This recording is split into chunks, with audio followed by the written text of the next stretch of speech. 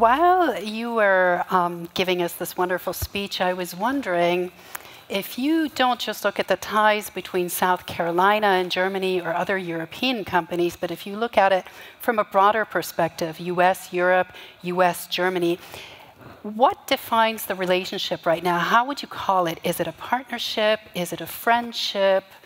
What is it? Well, as far as these, yeah, with these things that we do, particularly through our technical college, also we have incentives like all the states do. But the main thing, of course, is our people, and I can explain that a little bit more. But it is a relationship that is built over the years on trust. It is one of friendship. It's one, frankly, of great respect, and it's one of enormous mutual benefit. So we're very proud of our state. We're very proud of our people. We came from a lot of different countries, 8 or 9 in the way back in the beginning, 1670. One of them was Germany. We have places named after with German names around. But we're very comfortable with getting to know the people that we worked with in Germany. And Germany is our main trading partner. And we look forward to more. And you can see why. I can see it very easily. Being here is that this is an industrious place, and the history and the strength of the people is quite clear, and that's what we like to work with. I like that you touched on the issue of trust, and it's actually something I would like to bring up with all of you a little bit later during this discussion, because trust is so important in these times, not just when it comes to business, but also when it comes to politics and understanding each other's perspective. Now, your company is very present in South Carolina. Is he right when he says it's wonderful being a German doing business, not just in the US, but in South Carolina? And what makes it maybe more interesting than doing business here? Well, I think the governor is always right. Okay, so that's how you build trust. Okay, I get it. But let me say, we at Schaeffler, we like the US. The US has always been, and hopefully will be, the land of opportunity, the land of economic freedom, and the land where the big technological bets are made. Whether that's e-mobility, or whether it's AI, or whether there's humanoids, that we should never forget. The US is driving all these innovation and technology. And if I think about South Carolina, we are in South Carolina since the 60s. You know, our founders started there, their first activity. We are in Cheraw, and we are in Fort Mill. That's where we have our Americas headquarters, 2 large plants. I can say, and I don't want to, don't get this wrong, we have always been treated with respect. We have always been treated in a very efficient manner. As you said, it's a handshake country, and that makes a big difference if you want to invest, continue to invest. And that comes together with our belief that the US, and in particular South Carolina, is a growth state. It has a stable economy. It has all the things that you need if you want to go for technology, the right input factors, labor is there, energy is there, and capital is there in a sense that you get the support you need. I can only recommend South Carolina as one of the states where you want to be. So let me just add another question. It's not just about the IRA currently for companies, it's about much more? Well, the IIA is one thing. It's a program that is now there to drive change, and it's a good program from our sense, because, from our point of view, because it's not about penalties, it's about encouragement, it's about initiative, it's about driving things forward so that people are motivated. That's what we like about the IIA, but that's not the only reason to invest in the United States. The other things that I mentioned before are, from my point of view, much more important.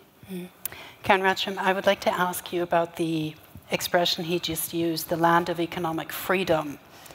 Do you find a comparable economic freedom somewhere else than in the US? Well, I think the US is a very important market for us. I mean, we're around doing around 50 billion Daimler Truck in revenue, and around 20 of that comes from the US. So it's by far our largest single market. And I think you mentioned IRA, so maybe to use that as a very concrete example, of course it also helps us in our investment decisions. And I think around 2 years ago, we were sitting down in the board of management and we were looking at how we were going to develop our own cell production for batteries. And we started the process in the US and in Europe in parallel. In the US, we found some very strong American partners. So we partnered with Packard and Cummins. And we have started a joint venture. We named it Amplify. We just recently decided to place this factory in Mississippi. So it will create 2,000 jobs there. And we're just about to start construction. At the same time, we sent in an IPCEI application in Europe to the German government. Then it goes to the EU. And first of all, nothing happened for around 12 months. And then the EU came back through the Germans and said, actually, we will not support this project. It's a little bit too big, and maybe you can rewrite the application. Which you really enjoy doing. Yeah, and that's not like a small job. As if anyone has written an application for these things, you know, it takes several months. So we redid the application, smaller, more just as an innovation hub, not the full-scale production. And actually, we are still waiting for the answer. So I think it says something about how we need to improve in Europe to stay competitive in the future. Let me just ask you, for how long have you been waiting for the answer now? Well, it depends if you count the full process or just Let's the second. Take both. I mean, I think we sent that first one around 2 years ago, and we're still waiting. Wow, that's a long time. But it was promising that the chancellor and the minister were both here saying we shall make these processes simpler. So I don't give up hope. I feel maybe there is a way forward, and we soon get the answer. But it's exactly what I think the Chancellor touched on today. We don't have time. Time is an issue, right? And we need to move more quickly. Speaking of the US, nearshoring is an issue. How do you expect the ties, the transatlantic ties, to change, perhaps, due to this? And what would you expect if Donald Trump gets reelected and moves back into the White House? I know nobody really likes speaking about this and enjoys speaking about this, but I do have to raise it. Yeah, that wasn't in the initial questionnaire, but I'll come. Yeah, I don't stick to scripts. So, yeah. I think, first of all, we need to recognize that global trade is doing much, much better than is sometimes talked about. And that is structurally, we have seen global trade is not outgrowing global GDP anymore, but it's also not shrinking. We're about 25% of global GDP as trade in goods and 6 to 7% in trade and services. And that has been also over the last years pretty constant. And that is also driven still by an expanding China, which I think is important to see that. Yes, the trade between China and the US has been going down because of trade barriers being built up. But China is growing significantly its export to other geographies, which I think is very relevant for many people here in the room, because the trade question is not only a question between us Europeans and Chinese, or the US and Chinese.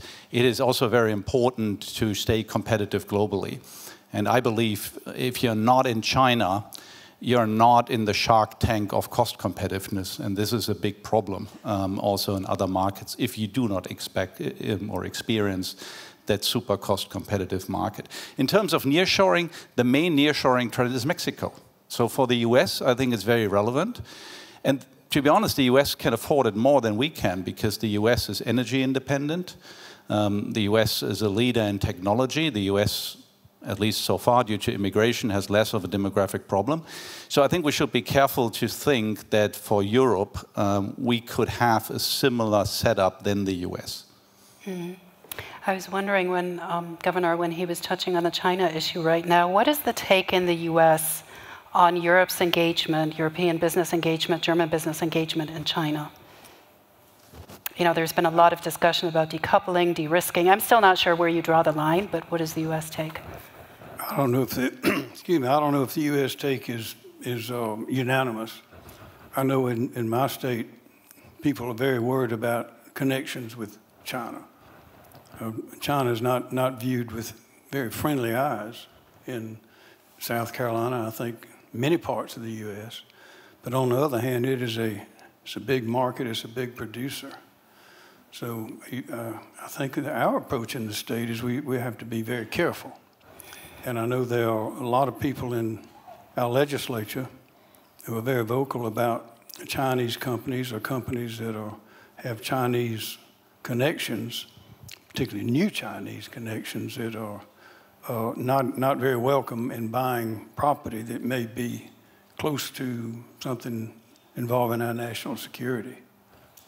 The CEO of a German company was mentioning a couple of months ago, and I would like to pass this on to all of you, that several companies are now relocating production sites to India, for example, even Chinese companies, because they are worried that perhaps eventually in the US the take could be, if there are Chinese parts in these products, you will not be allowed to import them to the US. Is that something you're worried about? Well, I do think it's happening. I mean, if you look at Southeast Asia, and particularly if you look at Vietnam, if you look at Malaysia, there's significant buildup of new factories, and you see this also in the logistics market. The Vietnam air freight market was basically booked out for several months, extremely high rates, which led even some PC manufacturers, for instance, to go back to China because they couldn't find the right capacity there. So it is happening. But a lot of the parts and components still come from China. I think there's a bit of a oversimplification of these supply chains, which are not 1 or 2 levels deep. These supply chains are 10 levels deep. And to get independent from China on the first level of final assembly and getting a good of origin that says Vietnam, for instance, is the easy bit. If you want to get independent of China to the 10th level, I think this will be so costly that it will be a major driver of inflation globally, which I think for some is a worry. But maybe not to dodge the question you posed earlier, I'm not sure, but I would like also the governor's view on this, whether from a trade policy, the difference between a continued Biden administration versus Trump is so big. I think what we fear as companies is maybe that a Trump administration could be more erratic, but I think in both parties there is a certain level of protectionism that has taken root. Yeah, would you like to comment on that or on that worry? I think everybody would be grateful. Well, the Trump administration for 4 years, most Americans think the results were very good. Now, sometimes people have noticed there is a difference between the persona of President Trump and what he actually does. And my own experience is that we've had a very reasonable relationship. That is, the President Trump used common sense.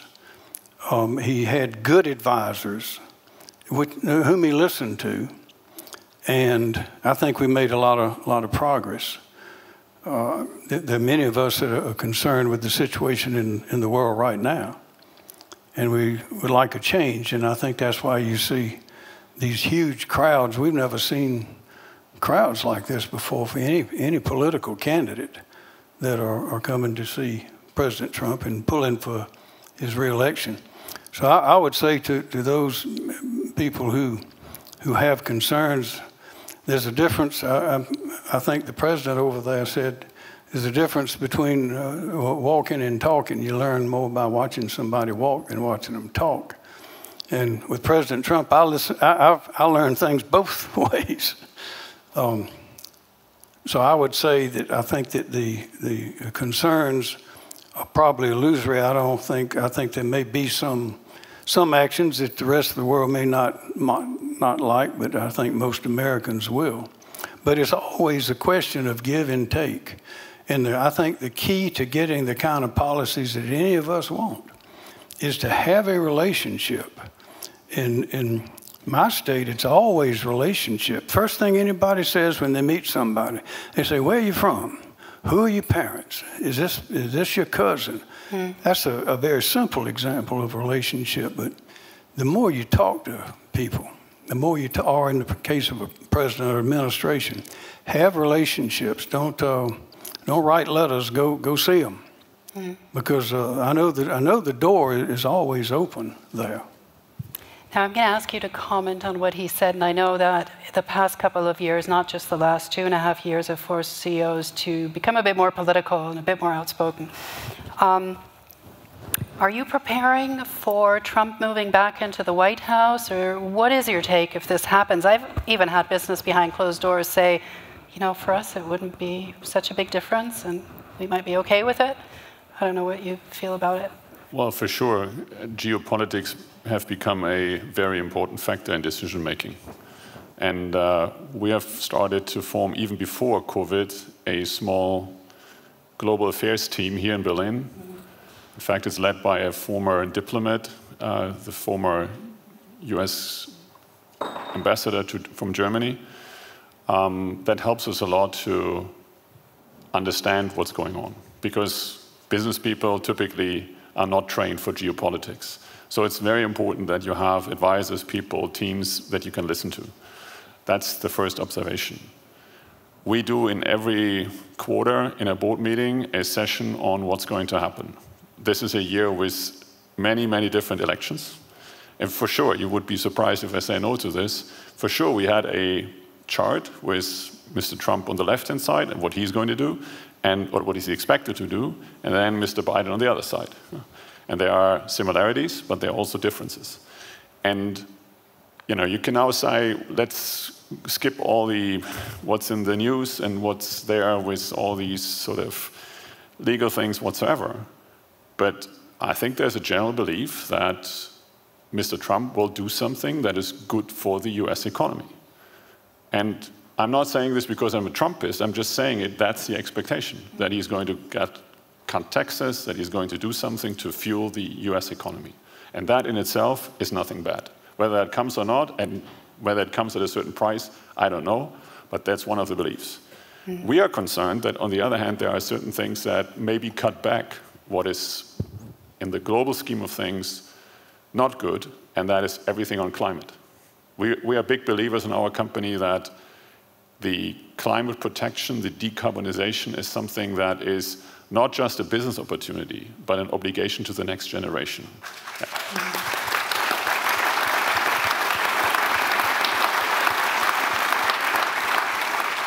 And if that is jeopardized, because one of the mightiest presidents in the world sets a different tone, then that is not good. So it's not black and white. I can't say that we're prepared for every scenario, but at least we have tried to understand. And that's always the first step. Well, actually, you just touched on time as an issue, competitive issue, but I think there are more. And with regards to what he just said and what lies ahead, perhaps, what policy do we further need to see in Europe so that Europe can remain competitive with the US and also with China? Well, I think it has been really touched on by many today. It's this to start doing and not discussing, which is, I think, a little bit difficult for the European DNA. And I would like to hear the summary after these 2 days. What is it now that we change very concretely to make that happen? But I think Europe can absolutely be competitive. Someone mentioned German power, and I think coming from Sweden, actually, and into Germany, one of the things that really amazed me when I arrived around 4 years ago is the level of skill of the people in the company. So we have an extremely strong educational system, engineering schools, and so on in Germany. So we have to learn to leverage that in a better way to stay competitive with innovation and not be too afraid to dare to put funding into the new technologies. In my industry, it's definitely electrification, fuel cell, hydrogen, where we just have to take some key decisions. We are ready to go, but it goes a little bit too slow. Tobias Mayer, tariffs. The discussion around tariffs has kept everybody very busy lately. How worried are you that we might be entering a trade war on a bigger level? Big scale level? First of all, I mean, it's happening. The number of trade barriers have risen in the last years. The number both from the number, but also the trend is accelerating. That's worrying. So we get more trade restrictions in 23 than we got in 22 as additional ones. Now, there are also areas, I think this is also important to keep in mind, that are still globalizing, that haven't been global supply chains. So we also see that still happening. Trade is astonishingly resilient. I think what worries many European companies is this impossible choosing between the US and China. Yeah, I'm glad you mentioned that. That is something that I think is, from a geopolitical perspective, extremely difficult. I think many Europeans see a role of China needed to end the war in Ukraine, which obviously for Europeans is an extremely high priority. So I think that is really an extremely difficult question, how this would evolve. For many of us, Asia has become extremely important. For many of us, we have deep supply chains also in that part of the world, and it's not only a market that we serve, but it's also, examples were given earlier, it's a source of product for other markets, not only for BMW. So I think it is a key concern that there is a further escalation and a worrying trend in the China-US relationship. I'm really glad you raised this issue, because I could imagine that it's not easy for companies to try to balance this. Do you believe, Gouverneur, that regardless of who becomes the next US president, European or German companies would have to choose between the US and China? Is this going to be expected of us in this relationship? I don't know if it'd be expected. I've heard nothing like that, but I think that's a question for the Germans. But I want to, excuse me, comment on a couple of things. One is listening today, and I only heard the first two presentations, but I had not learned before that you have so many regulations that just tie you up. I really don't want to know. I'm proud of you to be able to do what you're doing. If you could only get untied from the post, can you imagine? But we had a company, Mark Anthony Brewers, that make White Claw, hard lemonade, or those sorts of things. They came into Columbia, and from signing the deal that we would do it till they opened the door, it's a $100 million, I don't remember how many hundreds of millions, huge plant, was less than 1 year. And that's how we like to do it. The second thing on the environment, I'm very proud. South Carolina has become a model of commerce, conservation, and preservation. And we're in the business now of seeing that we preserve a lot of our land for the future, because we got people coming in from all over the place to live. And you didn't mention the beautiful Spanish moss. That's right. That's in the low country, nowhere else. Yeah. But we're trying to protect those lands. We have a lot of parks. We've passed a law that allows family farms to receive tax benefits and protection so they can stay family farms, and we don't build housing projects in them and those sorts of things. So we're very conscious, I think, of what you're speaking of. But I think that some of the disappointment in the U.S. is that these things seem to be going so fast that some people wonder if we're not tearing up what we have in order to try to get something that, if given time to arrive, given a little more time, not being in a hurry, we'd be able to preserve what we have, build on it, and enter into this new area. So it's not a question of if, but it's a question of when and exactly how much, to what extent. I have one more question for you, and then one for all of you as a last question. How would you balance the China-US issue that he just mentioned? Well, we are in both big markets present, and without answering too long, I think the way to balance is, or the key to balance is this localization. That's also the only way how you get out of this spiral in more protectionism and more protectionism. So we try to localize our businesses, both in the US and both in China, and learn from what's going on in these markets, but try to keep them as much as independent as possible. However, when I just think about the strategy dialogue that now comes in 2 weeks, it is very interesting to see how intensively our Chinese colleagues talk to our US colleagues to exchange on what's going on from a technology point of view. So we are still a global company. We like the regions, and we like the constant exchange of the best ideas. Mm-hmm. Last question for all of you is referring back to your speech. You touched on history a lot, and there's a saying in history, those that don't know history are doomed to repeat it. What mistakes should we not make now that have been made in history in the past in order to keep up a minimum level of trust in a polarized world? I can start. I think trade barriers are the wrong solution for the problems we see in the world today. I liked what Minister Habeck mentioned, that you have to travel, you have to engage in dialogue, and that he also mentioned the perspective of the Chinese and how they look on Europe. So I think we as business leaders have to be role models. We should continue to travel, we should continue to engage in dialogue, and we should continue to encourage politicians and decision makers to open up the world rather than trying to make it more closed and more country focused. Well, let me add to this from our little perspective as a supplier. If you are in the supply industry, we certainly supply Daimler trucks. And I supply DHL. Yeah, sure. We all supply to Saudi. You learn to do boxing and dancing at the same time.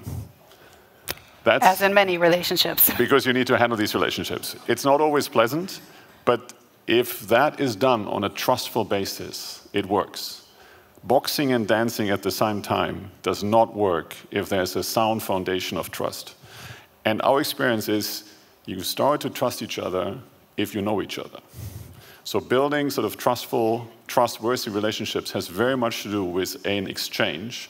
And that may work over a video, but as you said, the most important thing that you sit together, that you spend time with each other, yet you learn how the other side thinks.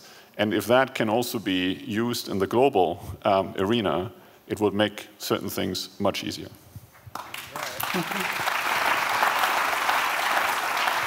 So since talking about mistakes in history from a Berlin German perspective might take too long, I would also focus on the positive experience that we just recently had, which very much is in line with what the colleague said, which is the development of vaccines during the pandemic. I mean, this was an extremely complex problem that, you know, mankind, also with contributions from many states and companies and ethnicities, people of different faiths, achieved. You know, if you look at the story of BioNTech, for instance, those founders who came to our country and built this wonderful company. And for us, still something that I'm mentally and emotionally quite touched with, that we were allowed as DHL to bring these vaccines, the first batch of vaccines, to Israel. And thereby have them participate in this innovation and this savior. I think these are the positive examples we should look at to collaborate jointly and keep the world open. Gouverneur, as you said, you enjoyed coming to Berlin the first time, and when you're in Berlin, it's always like walking through history. Yeah. That's right, it sure is. On your question, I'd say a couple of very simple rules. One is, if you can't measure it, you can't manage it. So we have to know what we're dealing with and what the costs are. You remember the young carpenter who said, I cut it off twice and it's still too short. You remember that? Well, another one is we have to know what we're doing. And there's another expression that says, it's not what he knows that bothers me, it's what he knows that ain't so. Well, if we have relations, if we talk to each other, you can't do it on a video. You just can't do it. And it takes travel, it takes us a lot of trouble to get up and go to some of these places. But if we're going to succeed, that's what we're going to have to do. Because if you can walk across the street and talk to someone and make a friend, chances are you're not going to get in a fight. It's the same thing with everybody sitting in this room with everybody else in the rest of the world.